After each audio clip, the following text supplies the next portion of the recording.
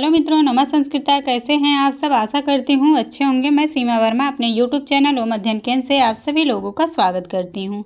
आज मैं Bihar TGT, PGT एवं बिहार जूनियर शिक्षक भर्ती से संबंधित महाकवि कल्हड़ विरचित राज तरंगिणी से कुछ बहुत ही महत्वपूर्ण पॉइंट आप लोगों को बताऊँगी, जो संभावित प्रश्न परीक्षा में आने वाले हैं, उन्हीं पे चर्चा होगी। तो चलिए फ्रेंड्स, आज की क्लास शुरू करने से पहले आप सभी मित्रों से अनुरोध है, जिन्होंने चैनल को सब्सक्राइब नहीं किया है, प्लीज़ चैनल को लाइक सब्सक्राइब शेयर करिएगा और क्लास अच्छी लगती हो तो प्यारा सा कमेंट करिएगा।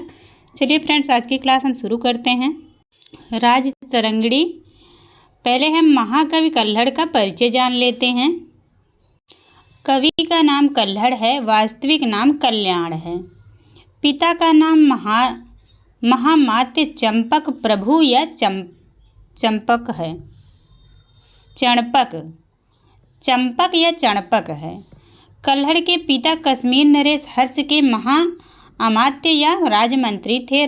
समाज में उनको उच्च स्थान प्राप्त था। समय पूछा जाएगा तो जन्म इनका 1098 ईस्वी के लगभग हुआ था। जन्म स्थान कश्मीर का परिहासपुर में हुआ था।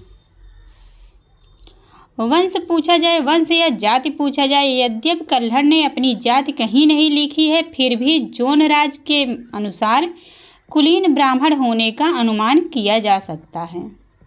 उपासक राज तरंगिणी के अनुसार यद्यपि कल्हड़ का शिव भक्त होना प्रमाणित होता है, तथापि उनमें अन्य धर्मों के प्रति सहिष्णुता एवं सहानुभूति थी।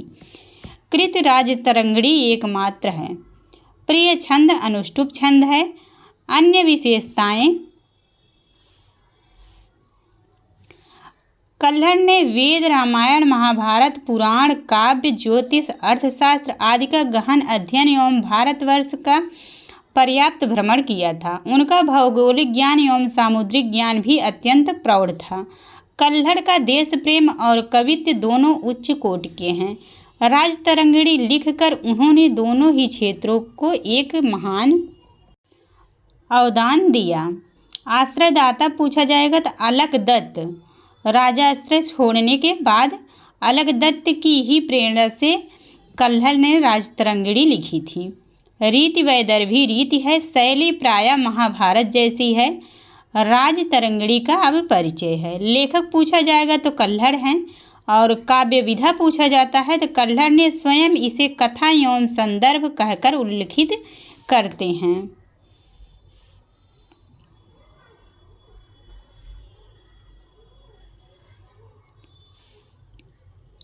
विभाजन 8 तरंगों में है। श्लोक संख्या 7826, 7826 है।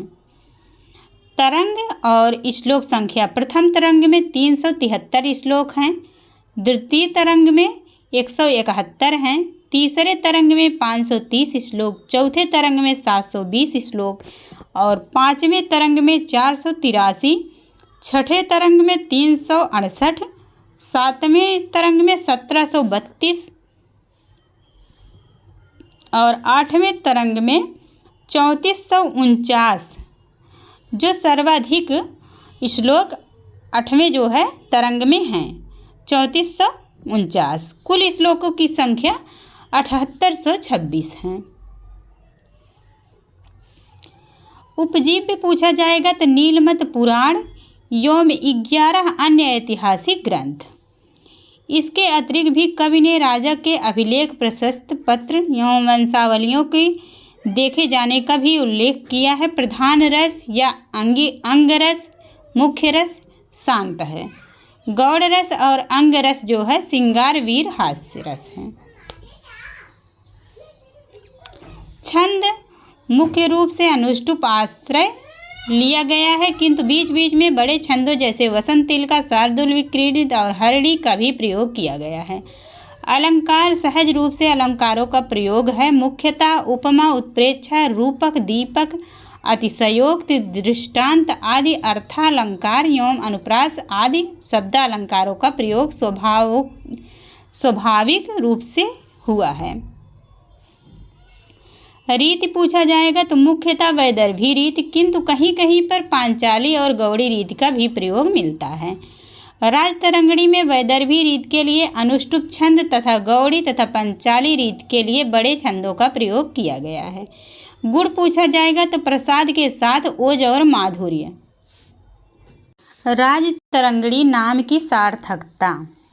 राजतरंगिणी का हिंदी अर्थ है राजाओं की नदी। राज्ञां तरंगिणी इति राजतरंगिणी षष्ठी तत्पुरुष समास है। राजतरंगिणी में षष्ठी तत्पुरुष समास है। इसमें प्रारंभ से लेकर अर्थात महाभारत काल से लेकर 1150 ईस्वी तक के समस्त काश्मीरी राजाओं का रोचक वर्णन होने के कारण इसका नाम राजतरंगिणी रखा गया है। हजारों राजाओं के ऐतिहासिक राजाओं के प्रत्यक्ष प्रमाण के रूप में राजतरंगिणी का नाम अत्यंत समीचीन है। राजतरंगिणी में 2 श्लोकों के माध्यम से भगवान शिव की वंदना की गई है। तो पहला मंगलाचरण है यह। भूषा भोगी फड़ा रत्न रोचिः सिचयाचार्वे नमः प्रलीन मुक्ताय हरकल्प महीरुहे।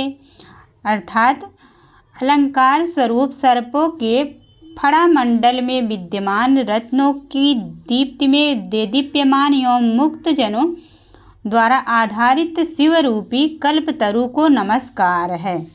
तो इसमें जो है नमस्कारात्मक मंगलाचरण है। अनुष्टुप छंद का प्रयोग किया गया है और रूपक अलंकार है। इस मंगलाचरण को याद रखिएगा। नमस्कारात्मक मंगलाचरण, अनुष्टुप छंद और रूपक अलंकार है। अब इसके बाद दूसरा मंगलाचरण है। यह शार्दूल विक्रीडित छंद में मंगलाचरण है और इसमें आशीर्वादात्मक मंगलाचरण है और अनुप्रास अलंकार का प्रयोग हुआ है। तो मंगलाचरण है।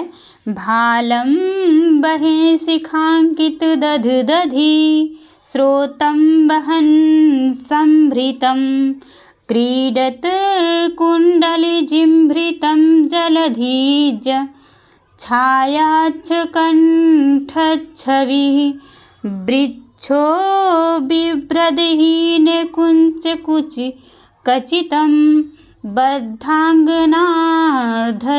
वः भांगः पुंगवलच्छडो वस्तु यशसे वामो अथवा दक्षिणः। श्लोक का अर्थ है। तृतीय नेत्र में स्थित अग्नि की लपटों तथा केसर के तिलक से सुशोभित ललाट युक्त एवं केली करते हुए सर्पों के चपल मुख एवं झूलते हुए कुंडलों से शोभायमान कानों वाला, समुद्र से उत्पन्न अथवा शंख की दीप्ति से निर्मल कंठ की शोभा से संपन्न, वृष के चिन्ह से चिन्हित, उत्तम कंचुकी से आवृत वक्षस्थल एवं आधी देह से नर आधी से नारी का वेश धारण किए हुए शिव जी का दाहिना अथवा वाम भाग आप लोगों का कल्याण करे। तो कैसा मंगलाचरण है? आशीर्वादात्मक मंगलाचरण है। शार्दूल विक्रीडित छंद है और अनुप्रास अलंकार है इस मंगलाचरण में। अब राजतरंगिणी में 2 श्लोकों के माध्यम से भगवान शिव की वंदना की गई है। प्रथम श्लोक में नमस्कारात्मक तथा दूसरे श्लोक में आशीर्वादात्मक मंगलाचरण का प्रयोग किया गया है। प्रथम श्लोक में अनुष्टुप छंद तथा रूपक अलंकार का प्रयोग हुआ है। द्वितीय में शार्दूल विक्रीडित छंद और अनुप्रास अलंकार का प्रयोग हुआ है। मंगलाचरण की ही पद्धति को आगे बढ़ाते हुए राजतरंगिणी कार महाकवि कल्हड़ ने सुकवि जनों की वंदना भी की है। अब यह राजतरंगिणी का अंतिम श्लोक है और यह वसंत तिलका छंद में यह श्लोक कहा गया है। तो वसंत तिलका छंद का लक्षण है। उगता वसंत तिलका तब जा जगौगा, उगता वसंत तिलका तब जा जगौगा। श्लोक है। गोदावरी सरिदियु तुमुलै तरंगई वक्त्रय स्फुटत सपदी सप्तभिरा पतन्ति श्रीकान्तराज विपुलाभिजनाब्धिमध्यं विश्रान्तये विशति राजतरङ्गड़ीयम्। इसका भावार्थ है, जिस प्रकार गोदावरी नदी 7 मुखों से निकलकर तथा अपनी ऊंची ऊंची तरंगों को उछालकर बहती हुई समुद्र में विश्राम करती है, उसी प्रकार राजाओं की नदी यह राजतरंगड़ी अपने पहले वाले 7 तरंगों के साथ बहती हुई उच्च कुलोत्पन्न श्रीकांतिराज रूपी समुद्र में विश्राम करने के लिए प्रविष्ट हो रही है। यह अंतिम श्लोक प्रकारांतर से राजा जय सिंह के विषय में है। वसंतिल का छंद एवं उपमा रूपक अलंकारों का प्रयोग है। राजतरंगड़ी का तरंगवार संक्षिप्त कथानक पहले तरंग में है। राजतरंगड़ी के प्रथम तरंग में गोनंद प्रथम से लेकर युधिष्ठिर तक 75 राजाओं का विवरण है। इन राजाओं ने 1014 वर्ष 9 दिन तक कश्मीर पर राज्य किया। इन राजाओं में गोनंद तृतीय के पहले तक 52 राजा, गोनंद तृतीय से युधिष्ठिर तक 23 राजा, 52 + 23 = 75। प्रथम तरंग में गोनंद तृतीय से पूर्व केवल 19 राजाओं के नामों का वर्णन है। शेष 33 राजाओं के नाम अप्राप्त हैं। अब दूसरे तरंग में है। पूरे राजतरंगड़ी में द्वितीय तरंग सबसे छोटा तरंग है। इसमें सिर्फ 171 श्लोक हैं। इस तरंग में कश्मीर के 192 वर्षों के कुल 6 राजाओं का कार्यकाल का वर्णन किया गया है। इसके बाद तीसरा तरंग है। इस तरंग में गोनंद वंश के अंतिम राजा बाला आदित्य तक 10 राजाओं के 536 वर्षों के राज्यकाल का वर्णन है। इसके बाद चौथा तरंग है। इसमें 260 वर्षों तक राज्य करने वाले 17 राजाओं का इतिहास निरूपित है। पांचवा तरंग है। अवंती वर्मा के राज्यारोहण के साथ उत्पथ वंश के सूत्रपात का वर्णन है तथा कल्यपाल वंशज संकट वर्मा, सुगंधा देवी और शंकरवर्धन के राज्यकाल का निरूपण है। इस तरंग में 83 वर्ष 4 माह के शासनकाल का वर्णन है। इसके बाद छठा तरंग है।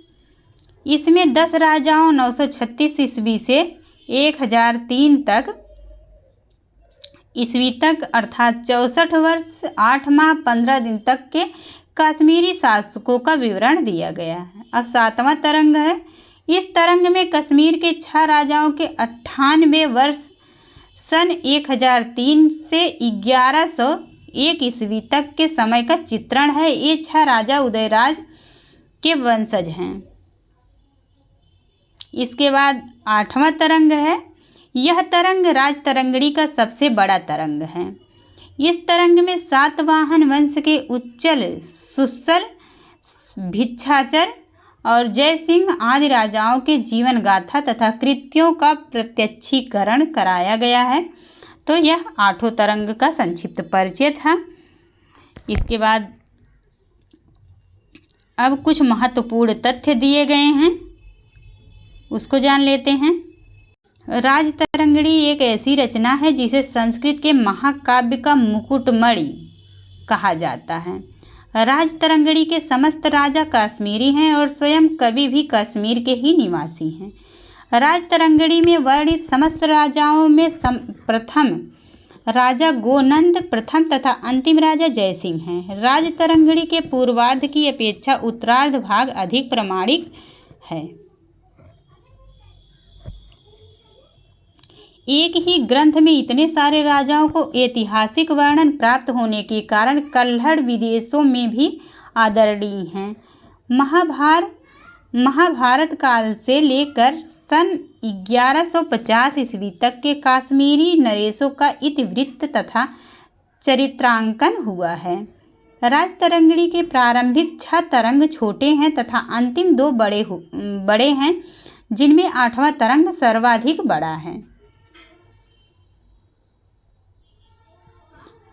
आरंभ से लेकर 812 ईस्वी तक के राजाओं का वर्णन बिना तिथि किंतु 813-814 ईस्वी से तिथिक्रम का स्पष्ट उल्लेख कल्हड़ ने किया है, जिनमें 8वां तरंग तो कवि की स्वयं आंखों देखी और अनुभूत घटनाओं का प्रामाणिक लेखा जोखा है।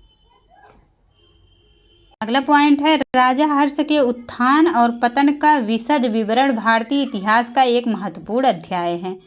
कल्हड़ ने हर्ष का रोमांचक इतिहास 1400 पद्यों में लिखा है। यह अंश उनके समय का न केवल कच्चा चिट्ठा बल्कि एक विराट महाकाव्य भी है। कल्हड़ ने राजतरंगिणी की रचना 1149 ईस्वी में प्रारंभ करके इसके अगले वर्ष 1150 में पूर्ण की। इसके लिखने के समय कश्मीर में जयसिंह का शासन था। राजतरंगिणी में लगभग 2500 वर्षों का कश्मीरी इतिहास है। इसमें 400 घटनाएं तिथिक्रम से युक्त हैं।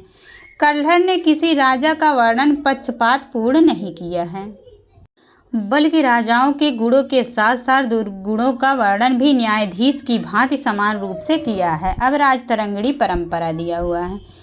इस राजतरंगिणी की परंपरा को जोन राज ने आगे बढ़ाया, जिसमें जयसिंह के पश्चात राजाओं के वर्णन है। जोन राज ने अपने समय के राजा जैनुल अब्दीन 1419 से 1470 ईस्वी तक के इतिवृत्त को बनाए रखा। इनकी राजतरंगिणी को जोन राजकृत राजतरंगिणी या द्वितीय राजतरंगिणी कहा जाता है। इसके बाद जोन राज के शिष्य श्रीवर ने इसको क्रमिक रूप से चलाया। जोन राज की मृत्यु 1449 ईस्वी में हो गई। इसमें श्रीवर ने जैनुल अब्दीन 1459 से 1486 तक का वर्णन किया है। यह तृतीय राजतरंगिणी है। इसके बाद इस परंपरा को शुक नामक कवि ने बढ़ाया और सन 1596 ईस्वी तक चित्रण किया। यह राजतरंगिणी का चौथा प्रवाह है। राजतरंगिणी परंपरा के सभी कवि काश्मीरी हैं तथा शुक कवि के पश्चात यह परंपरा अवरुद्ध हो गई। अब राजतरंगिणी का बिंदुवार अध्ययन है। कल्हड़ की राजतरंगिणी को किसने आगे बढ़ाया था? तो जोन राज एवं श्रीवीर ने। कल्हड़ की पुस्तक का क्या नाम है? राजतरंगिणी। कल्हड़ द्वारा रचित राजतरंगिणी निम्नलिखित में से किससे संबंधित है? तो कश्मीर के इतिहास से। राजतरंगिणी किस कवि की रचना है? तो कल्हड़ की है। कल्हड़ की राजतरंगिणी की रचना किस शताब्दी में हुई थी? तो 12वीं शताब्दी में हुई थी।